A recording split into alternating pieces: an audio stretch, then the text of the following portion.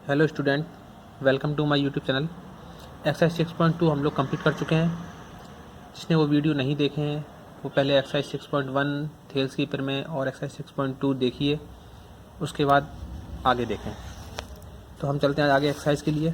Next 6.3 पे आते हैं। उससे पहले कुछ थ्योरम दी गई हैं हुई प्रमेय, उनको भी समझते हैं क्या है।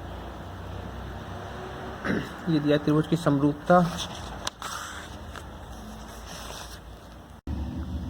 देखिए प्रमेय 6.3, यदि दो त्रिभुजों में संगत कोण बराबर हों, क्या कह रहे हैं, दो त्रिभुज में संगत कोण बराबर हो तो उनकी संगत भुजाएं एक ही अनुपात में मतलब समानुपाती होती हैं, इसलिए ये त्रिभुज समरूप होते हैं। तो हम दिखाते हैं क्या बता रहे हैं, आपको थोड़ा समझा देते हैं। प्रमेय 6.3,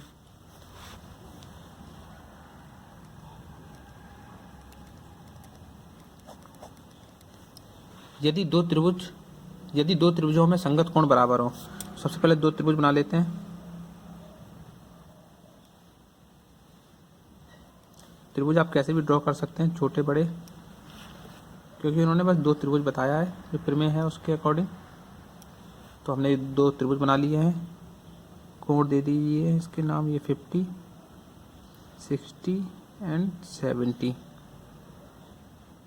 50, 60 and 70, A B C P Q are.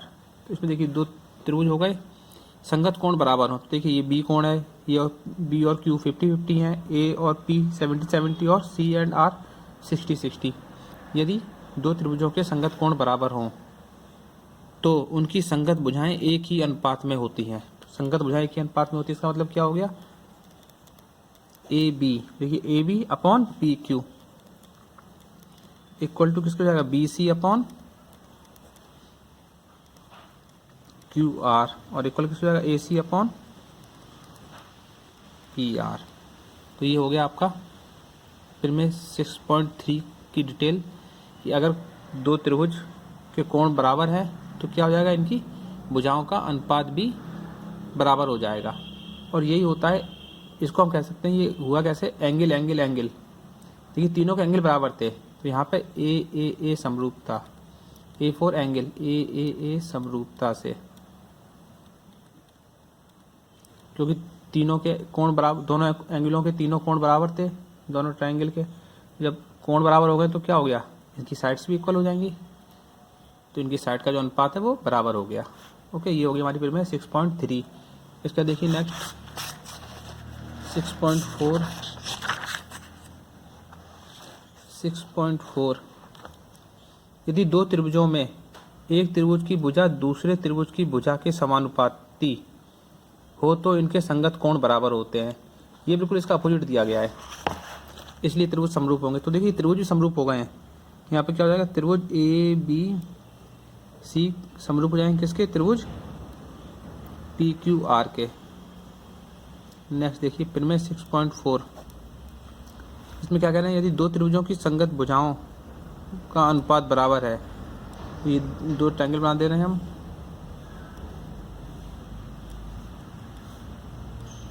P Q R A B C. अब यहाँ पे क्या कह रहे हैं, संगत भुजाओं का अनुपात, मतलब ए क्या हो गया, A B upon P Q equal to B C upon Q R equal to A C upon P R. अगर ये हमको इक्वल दिए गई है, मतलब ये वाली साइड इक्वल इसके रेशियो में, इसका रेशियो इक्वल है और इन तीनों का रेशियो आपस में इक्वल आ रहा है, तब क्या होता है, इनके जो एंगल बनेंगे वो इक्वल होंगे, ठीक है ना। तो इसको ये कैसे हो रहा है, ये साइड एस समरूपता से, तो क्या हो जाएगा, इनके कोण भी समान होंगे, संगत कोण भी बराबर होंगे, ठीक है ना। तो इसमें क्या हो जाएगा, angle A equal to angle आता है,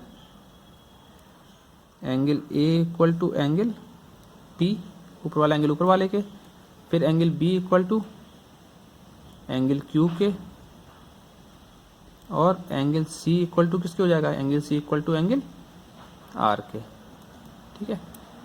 ये फिर में 6.4 है। और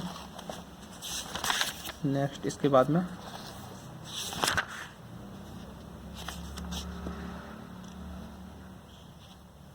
फिर में 6.5, यदि एक त्रिभुज का एक कोण दूसरे त्रिभुज के एक कोण से बराबर हो तथा इन कोणों को अंतर्गत करने वाली भुजाएं समानुपाती हों तो दोनों त्रिभुज समरूप होंगे। तो ये समरूप होने की हमको नियम दिए गए कि समरूप कब कब हो सकते हैं। तो फिर में 6.5 भी समझ लीजिए आप। दो ट्रायंगल बने हैं,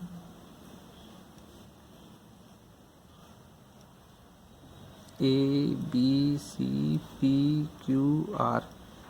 दो भुजाएं मतलब AB upon PQ equal to BC upon QR, और ये वाला एंगल B और एंगल Q, ठीक है ना, एंगल B और इक्वल हो किसके, एंगल Q के, तब भी ये त्रिभुज क्या हो जाएंगे, समरूप हो जाएंगे। मतलब त्रिभुज ABC समरूप हो जाएगा किसके, त्रिभुज PQR के। इसमें भी एक कंडीशन थी, कोण बराबर हो गया और ये त्रिभुज भी समरूप हो जाएगा। और ये हुआ कैसे, देखिए इसमें ये हुआ है साइड एंगल साइड, दो साइड इक्वल, दो साइडों का रेशियो बराबर, और एक एंगल SAS समरूपता से, ठीक है। तो इसमें क्या होगा, ये ट्रायंगल इक्वल हो गए। दोनों त्रिभुजों को समरूप बनाने के लिए हमको कोई भी तीन चीज़ें, या तो तीन साइड इक्वल हों या फिर तीन एंगल इक्वल हों, प्रूफ ढूंढने पड़ते हैं। आप उनको ढूंढिए कौन सी दो साइड प्लस एक एंगल, दो एंगल प्लस एक साइड इक्वल है। अगर इक्वल मिल जाएगी तो वो समरूप हो जाएंगे ट्रायंगल। ओके, चलिए आइए आगे।